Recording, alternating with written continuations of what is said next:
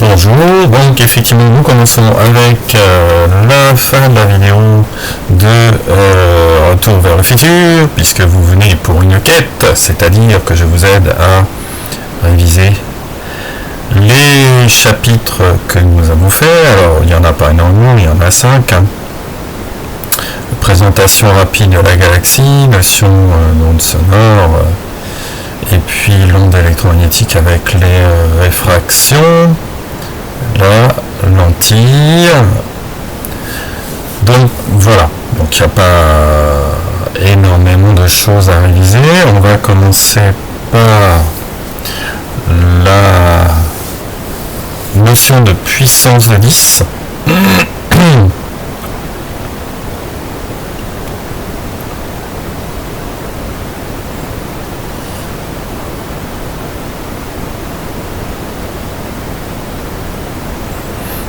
Donc ici vous avez la notion de puissance de 10 qui marche avec selon le rang, c'est-à-dire le rang 0 c'est celui avec la virgule. On met le nombre dans des colonnes avec le rang 0, le rang c'est les unités, le rang 1 dizaine, le rang 2 centaine, le rang 3 milliers. Pour les puissances positives, il n'y a pas énormément de difficultés. Au niveau des puissances négatives, on revient toujours, voilà, c'est la colonne 0, c'est celle qui contient le virgule. Après, colonne moins 1, colonne moins 2, colonne moins 3. Ce qui fait que si nous avons 0,05, le 5 se trouvant au rang moins 2, ça fait 5, 10, moins 2. Et on ne peut pas se tromper avec cette méthode. Quelques révisions des propriétés des puissances, c'est-à-dire 10 puissance A multiplié par 10 puissance B. En fait, ça revient à additionner les puissances. Ok, voilà, y compris pour un nombre négatif. Quelques exemples ici. Alors, vous les notez bien, vous pouvez évidemment figer l'écran et vérifier que vous avez bien analyser les choses, 1, 2, 3, 4, 5, donc moins 5, 10 moins 5, toujours en comptant le chiffre de la virgule comme étant rang 0. S'il se trouve là, c'est 10 puissance 0. 56 000, si vous arrêtez au 6, on est au 3e rang, donc 10 puissance 3. Si vous arrêtez au 5, il devient au rang numéro 4. N'oubliez pas que le premier, c'est le rang 0. Et donc 10 puissance 4, en mettant la virgule après le 5 bien évidemment. Après, il faut s'entraîner là-dessus, vous avez un certain nombre de choses à maîtriser. Là, vous avez le système solaire. Dans la première leçon, on voit les distances entre les différentes planètes et le Soleil. L'unité, ici, c'est les planètes sont à l'échelle. Et là, les distances sont à l'échelle. Donc, on voit que la référence, c'est la Terre, avec unité astronomique. Une unité astronomique, c'est-à-dire la distance qui sépare la Terre du Soleil, c'est-à-dire 156 millions de kilomètres. Et pour le système solaire, c'est suffisant. Par contre, au niveau de la galaxie, il nous faut des unités beaucoup plus importantes, comme l'année-lumière. Et vous remarquez que même en considérant l'année-lumière comme une unité extrêmement importante, on a la distance avec la galaxie 28 000 années-lumière. C'est le temps que met l'année, que met la lumière à traverser cette distance, et elle met un an. C'est-à-dire en un an, la lumière traverse la distance de une année-lumière. Alors, on connaît la vitesse, la formule de la vitesse, c'est distance divisée par le temps. Il aurait fallu mettre un trait de fraction. Ici, je l'ai marqué pour gagner du temps sur la même ligne, mais le t se trouve au dénominateur. Donc, si on passe le temps qui est au dénominateur de l'autre côté, il devient multiplié. C'est pour ça qu'on a d égale v fois t. Et on va ici chercher la distance qui correspond en mètres à l'année-lumière. L'année-lumière, on prend la vitesse de la lumière, 3 10 puissance 8, on multiplie par ce que vous l'année en secondes. Et puisque c'est 3 10 puissance 8 mètres par seconde. Donc, la vitesse que multiplie par le temps, c'est-à-dire une année. Donc ça fait 365,25. Ça, c'est le nombre de jours dans une année. 24, c'est 24 heures pendant une journée. Et 3600, c'est le nombre de secondes qu'il y a en une heure. Ce qui nous fait 9 10 puissance 15 mètres. Ce qui est considérable. Vérifiez au niveau des unités que c'est cohérent. Vous avez effectivement des mètres en distance qui correspondent à une vitesse en mètres par seconde. Le second se trouvant au dénominateur, multiplié par la seconde, les secondes s'éliminent. Là, vous avez quelques exemples de calcul avec ce qu'on appelle l'ordre de grandeur. Il faut un petit peu s'entraîner si vous voulez être au taquet là-dessus. L'onde sonore. Alors, on a constaté que le son met en vibration une flamme de bougie à cause justement des mouvements d'air. Donc ça veut dire que le son met en vibration le milieu matériel qui l'entoure. Et la meilleure preuve, c'est que dans le vide, on n'entend rien. Alors, on peut visualiser cette onde sonore en mettant un microphone. Le microphone étant constitué d'une feuille de carton qui est reliée à une bobine en face d'un aimant. Et lorsque la bobine se déplace devant l'aimant, on a effectivement la fabrication d'un courant. Et on peut enregistrer une tension, et cette tension, nous pouvons la visualiser avec un oscilloscope. C'est ce qu'on fait. Donc l'image de ce que l'on a à l'oscilloscope est effectivement extrêmement fidèle à la vibration qui existe dans l'air. Ici, vous avez un signal caractéristique qui est une sinusoïde, donc un son pur, avec notamment un signal qui se reproduit de manière régulière, et entre chaque signal, on peut enregistrer la période T, qui est donnée en secondes, qui est le temps caractéristique d'un signal périodique. Voilà, ici. Après, vous avez quelques caractéristiques comme la tension, etc. Si on prend le TP que vous avez fait sur le calcul de la vitesse du son, on a ici un signal sonore. Alors ici c'est tout petit, on ne voit pas les vibrations, mais le cri est limité, c'est-à-dire qu'on met en route le son et puis ça se fait de façon répétée. Vous avez un cri suivi d'un autre, etc. Et on constate que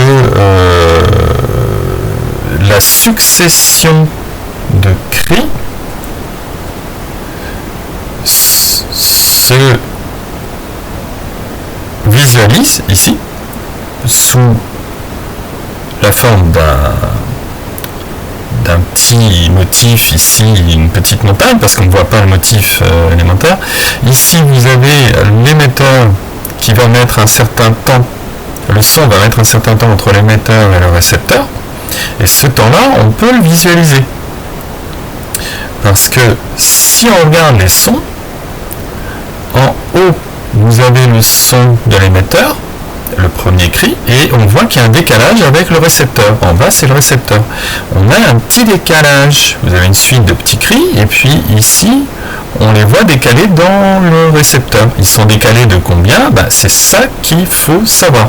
Alors évidemment en agrandissant le signal on voit très bien le décalage, là ça s'arrête, là effectivement le récepteur n'entend plus le son, donc entre là et là il y a un décalage, et c'est le temps que met le son à aller de l'émetteur au récepteur. Ici on voit que ça fait à peu près 1 carreau, 1,2, et donc comme 1 carreau vaut 1 milliseconde, ça nous fait 1,2 millisecondes.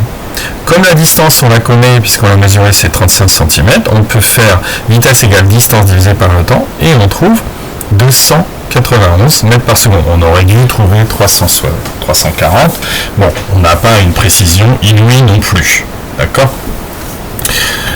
Donc ici, il faudra regarder ce TP. Alors, tout tout à l'heure, on a vu une sinusoïde, on a considéré que le son était parfait, mais quand on entend une flûte, on n'a pas ce signal-là à l'écran. On a un signal, certes périodique, vous voyez, il y a une période entre les deux bords, mais c'est pas une sinusoïde. Donc, si c'est pas une sinusoïde, on peut avoir la même période, hein, mais la forme étant différente, on appelle ça le timbre. Le timbre de la flûte est différent. Si on écoute un autre instrument qui serait le piano, on s'aperçoit qu'effectivement le signal est encore différent. Vous avez un signal compliqué et on a des motifs qui se répètent. La différence entre ces motifs, là, le temps qui sépare les deux motifs, c'est la période. On peut trouver exactement la même période que précédemment. Par contre, on remarque que la forme est différente. C'est pour ça que le timbre du son, le timbre du piano, n'est pas le même que celui de la flûte. Ça tient à la forme du signal que notre oreille est capable de distinguer. Voilà. Il n'y a rien de plus compliqué à retenir. Hein. C'est juste l'histoire du timbre et de la hauteur. La hauteur étant la période, l'inverse de la fréquence. On passe à la leçon chapitre 3 sur la lumière. Alors, nos yeux sont sensibles à une zone très étroite qui se situe entre 0,4 et 0,7 micromètres. Cette zone-là. Voilà. Alors, on peut distinguer effectivement les différentes longueurs d'onde entre 0,7 et 0,4 avec une bonne définition. Mais ça ne représente que très peu au niveau du domaine des ondes électromagnétiques, qui sont des ondes effectivement avec un champ électrique accompagné d'un champ magnétique qui peuvent évidemment se propager dans le vide. Contrairement au son, c'est pas du tout la même variété d'ondes. Mais ce sont des ondes également. Donc vous avez les ultraviolets que nous ne voyons pas, mais qui sont effectivement heureusement arrêtés majoritairement par l'atmosphère, mais en été, vous savez très bien que si on s'expose au soleil, la peau va se colorer de façon défensive pour éviter le cancer de la peau, puisque si vous avez une peau qui ne se colore pas, vous avez un risque accru du cancer de la peau. Rayons X, pire que les rayons ultraviolets, rayons gamma, qui sont également très dangereux. De l'autre côté, vous avez l'infrarouge, c'est-à-dire la chaleur, et on va très loin. Hein. Donc l'infrarouge, qui correspond effectivement à une variété d'ondes que nous pouvons sentir avec la main. Il suffit d'approcher la main devant un objet chaud, sans le toucher, vous allez sentir les ondes de la chaleur. Donc ça veut dire que vous avez des récepteurs sur la peau. Entre les deux, c'est-à-dire après vous avez le micro-ondes, entre les deux vous avez les ondes millimétriques, c'est-à-dire ce qu'on appelle les ondes déshabillantes. Et après, vous avez les micro-ondes qui sont reliés, enfin qui sont émis par les téléphones portables et les fours à micro-ondes qui sont de la même variété et qui sont dangereux parce que ce sont des ondes radar qui ont tendance à échauffer les corps. Et enfin, vous avez les ondes radio qui sont extrêmement étendues. Donc nous ne voyons que ces zones-là. Alors ici, on va essayer de discuter de la réfraction avec ce petit dessin. On voit que la lumière éclaire la scène, la lumière vient du soleil, elle éclaire également sous l'eau, et nous ne voyons que les objets qui sont éclairés. On ne voit pas les objets qui ne sont pas éclairés. Ici, le poisson est éclairé. Le rayon qui provient du poisson, vous le voyez en orange, il va frapper le dioptre qui sépare l'eau de l'air et on peut mesurer les angles avec ce qu'on appelle la normale.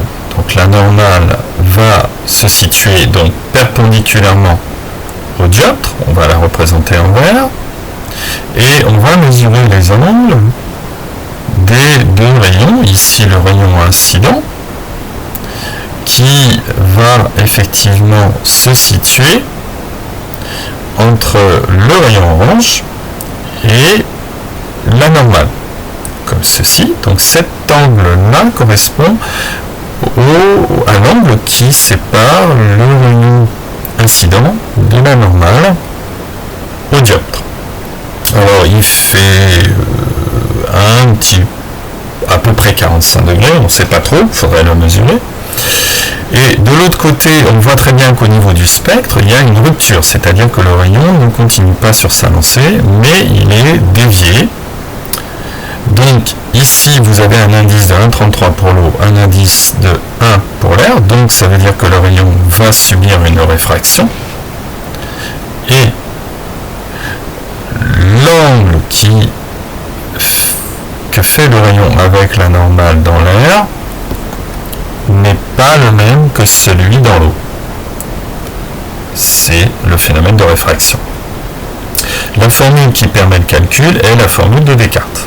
Donc de René Descartes, c'est-à-dire N1 sinus I1, donc N1 multiplié par sinus I1 égale N2 sinus I2.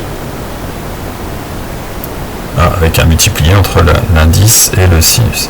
Alors, il ne faut pas se tromper à partir de cette formule. Il faut partir du principe que nous avons un milieu, l'eau, et un autre milieu qui est l'air. Le 1 étant par exemple l'eau, et le 2 étant l'air. Mais il faut se mettre d'accord sur le milieu que nous choisissons. Donc si c'est l'eau le 1, l'autre c'est l'air, et on n'a pas le droit de mélanger les deux. Donc à gauche c'est l'eau, donc 1,33 multiplié par le sinus dans l'eau, donc sinus I1 que je vais mettre haut, cet angle là, donc I1 de l'eau, et de l'autre côté on met tout ce qui concerne l'air, donc l'indice de l'air et l'angle dans l'air au milieu du sinus. Attention, vérifiez bien que la calculatrice est réglée sur le degré et on va donner les angles dans le degré, en degré tout simplement. Donc ici on peut faire l'inverse, mais il faut bien mettre tout ce qui correspond à un milieu à gauche et à l'autre milieu à droite. On remarque ici, et je n'ai pas choisi le schéma par hasard, que notre cerveau va enregistrer la lumière comme se propageant de façon rectiligne. Donc notre cerveau va construire une image imaginaire du poisson telle qu'elle aurait été sans réfraction. C'est-à-dire qu'on voit le poisson en surimpression ici. Donc si le chasseur vise ce poisson-là, et bien il va le louper. Parce que le poisson ne se trouve pas à l'endroit où notre cerveau le construit. Il est beaucoup plus en avant à cause de la réfraction. Mais le cerveau est incapable de le voir. Voilà. Petite photo pour bien vous montrer la différence entre un dioptre et une surface de séparation. Si on met deux bâtons de verre dans deux liquides différents et que un des liquides possède le même indice de réfraction que le verre, eh bien il y a une surface de séparation bien sûr, hein, mais on ne la voit pas parce qu'il n'y a pas de dioptre. Le dioptre n'existe pas. Voilà. Hein, c'est quelque chose que nous avons vu, mais c'est tout de même intéressant de le rappeler, la différence entre un dioptre et une surface de séparation. Alors ici, si vous n'avez pas de calculatrice, on peut mesurer ou donner le résultat du sinus avec ce qu'on appelle un cercle trigonométrique, c'est-à-dire vous dessinez un cercle de rayon 1. Alors ici on l'a dessiné un petit peu plus grand puisqu'il fait 10 cm, ça nous donne une meilleure précision au niveau du résultat du sinus. Donc le cosinus se trouve en horizontal et le sinus se trouve en vertical. C'est-à-dire que si vous prenez un angle de 30 degrés, on compte les angles effectivement dans le sens positif, c'est-à-dire le sens anti-horaire. On part de 0 ici et on mesure l'angle dans ce sens-là. Donc 30 degrés, c'est l'angle que j'ai dessiné en rouge, et à 30 degrés ici. Donc on reporte ici l'intersection avec le cercle sur l'axe des sinus. Et on a la valeur du sinus. Pour 30 degrés, ça fait 0,5. De la même façon, si vous avez un autre angle, 45 degrés par exemple, ici, on va trouver à peu près 0,70, en mesurant avec une règle graduée, c'est tout simple. Et on constate qu'effectivement, tout peut se mesurer sur cet axe-là. Et c'est quelque chose de réel, le sinus. Ça ne sort pas comme ça par hasard. C'est une valeur qu'on peut mesurer. Pour 45 degrés, on peut la mesurer pour 30 degrés, etc. Pour tous ces angles. Le cosinus étant en horizontal. Donc les angles, effectivement, correspondent à des valeurs qui sont situées entre 1 et 0. Alors que ici, si on est à 90 degrés, l'intersection est pile poil sur l'axe, et donc on est à 1. La valeur de 90 degrés est pour le sinus de 1. Par contre, pour le cosinus, c'est 0. Alors on constate qu'effectivement, le sinus peut varier au maximum de 1 jusqu'à moins 1. Et il ne peut pas dépasser ces deux valeurs. Le cosinus, même chose. Et un sinus ne peut pas être supérieur à 1. Voilà. Donc voilà pour le cercle Trigot. Alors, petite précision au niveau de l'arc-en-ciel. Vous avez les rayons du soleil qui arrivent sur une goutte d'eau. Cette goutte d'eau se trouve dans les nuages en haute atmosphère. Il y en a des milliers, ce sont des petites gouttes d'eau. Et il va pénétrer dans la goutte d'eau. Donc il va subir une première réfraction. Comme vous voyez, il y a une petite déviation, pas beaucoup, il y en a une petite, parce qu'il arrive de travers sur la goutte, il n'arrive pas de façon normale. Et on constate que le rayon rouge n'est pas exactement dévié comme le rayon violet. Pourquoi? Parce qu'il y a une petite différence d'indice entre les rayons, c'est-à-dire l'indice de l'eau pour le rayon rouge n'est pas exactement le même que pour le rayon violet, et ainsi de suite. Et donc on a une petite déviation. Alors c'est tout petit, ici c'est exagéré. Ensuite il arrive sur un deuxième dioptre ici et il a dépassé l'angle limite, donc il va être réfléchi. Donc tous les rayons vont être réfléchis. Et ensuite il arrive dans un autre dioptre et là il peut traverser, mais avec encore une autre réfraction qui va encore le dévier. Et l'angle que fait le violet maintenant est un petit peu différent de l'angle rouge, c'est-à-dire qu'il y a 1 degré à peu près de différence entre chaque, et ce qui donne, avec une distance importante, c'est-à-dire la hauteur des nuages par rapport à l'horizon, eh bien l'arc-en-ciel, tout simplement. C'est-à-dire c'est une décomposition des rayons du soleil à cause des nuages. Alors, le spectre continu, petite révision sur le spectre continu. Bon, le spectre continu, c'est le spectre du soleil. Il va donc du violet jusqu'au rouge, comme vous le voyez.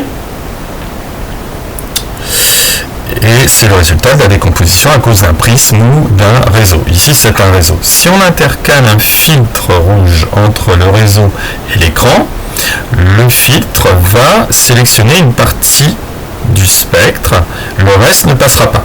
Alors vous remarquez que la partie du spectre qu'il sélectionne ne correspond pas qu'à du rouge, c'est pas monochromatique. Même chose pour un bleu, si j'intercale un bleu, je vais avoir effectivement un mélange de couleurs, une sélection du spectre, mais je ne vais pas avoir une couleur monochromatique. Voilà. Alors, si on passe au rose, eh bien, on remarque que le rose sélectionne le rouge et une partie violette, bleu, et entre les deux, j'ai la disparition du spectre. On constate que le rose correspond à du bleu mélangé avec du rouge, lorsque l'œil reçoit du bleu et du rouge, et ça n'est pas une couleur spectrale, parce que le rose n'existe pas dans l'arc-en-ciel, c'est une couleur construite par le cerveau, lorsque les yeux reçoivent du bleu et du rouge. Et c'est ce qu'on appelle une couleur perçue et pas une couleur spectrale. Ça n'est pas une couleur spectrale. Alors beaucoup de mammifères ne voient pas le rouge, donc ils ne doivent pas savoir ce que c'est que le rose. si on regarde effectivement les infrarouges avec une webcam, on constate que la webcam, contrairement à nos yeux, peut visualiser les infrarouges. On voit une lueur qui effectivement n'est pas distinguée par l'œil. Spectre continu qu'on a vu, et vous avez ce qu'on appelle ensuite un spectre array qui correspond à des lampes à décharge. Ici vous avez une raie violette, et c'est pas un spectre continu, des petites zones uniquement étroites, violet, vert, orangé, qui sont bien définies. C'est ce qu'on appelle un spectre array. Alors pour le sodium, on n'a qu'une raie qui est du jaune à 589 et qui est caractéristique du sodium. On sait que c'est une lampe à sodium.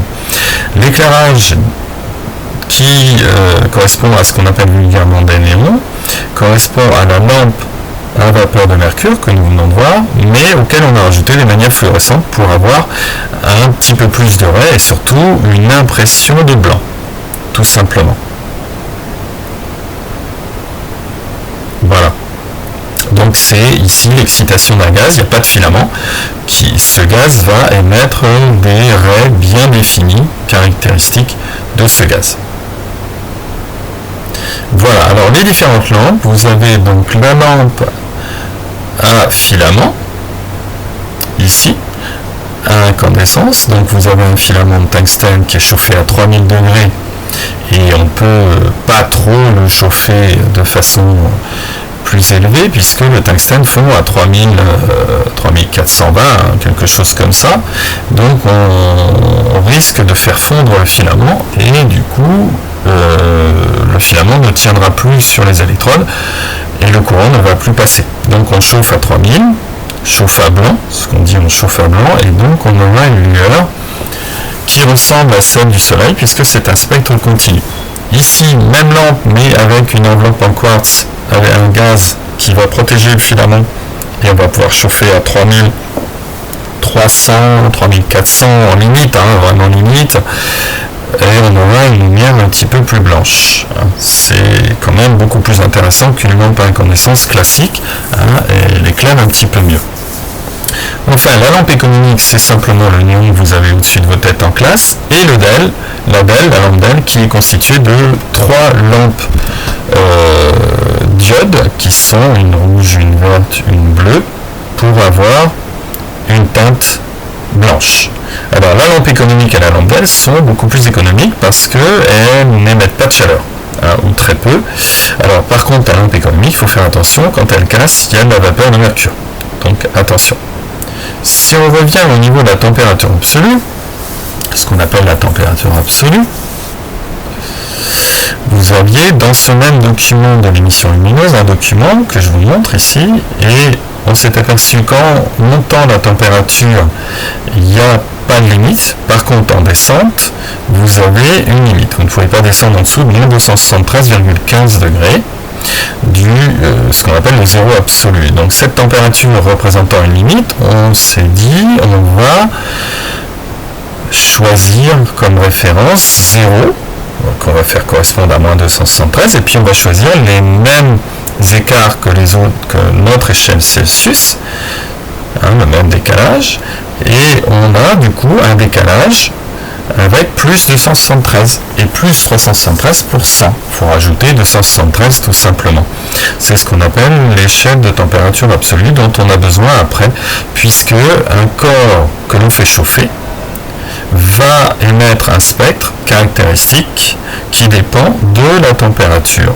Et plus vous chauffez de façon élevée, et plus le corps va émettre beaucoup de bleu. On arrive au dernier chapitre avec les lentilles. La lentille, évidemment, à laquelle on va s'intéresser, c'est la lentille convergente. Donc lentille convergente, tout le monde a vu que c'était facile à reconnaître puisque vous avez le soleil qui voit ses rayons être concentrés derrière la lentille en un point qu'on appelle le foyer image, F'. Et la distance qui sépare le foyer du centre de la lentille est appelée distance focale. Alors, 3 rayons particuliers qui nous permettent de construire et de savoir où se trouve l'image. Le rayon vert qui part du point de l'objet et qui arrive à un point de l'image sans être dévié. Le rayon rouge qui est parallèle à l'axe optique est dévié, passe par F' et arrive toujours au point de l'image, et un rayon bleu qui passe par F et après la lentille devient parallèle à l'axe optique. Ces trois rayons, comme on sait que tout rayon issu d'un objet, d'un point de l'objet, va automatiquement former le même objet, le même point de l'image, les rayons se réunissant au point de l'image correspondant. Voilà. Donc on a fait un petit tour rapide de tout le cours que nous avons fait jusqu'à maintenant. Donc essayez de mettre ça en ordre et je vous souhaite d'excellentes vacances de Noël et on se quitte avec une magnifique image de Séville et je vous souhaite d'excellentes vacances de Noël.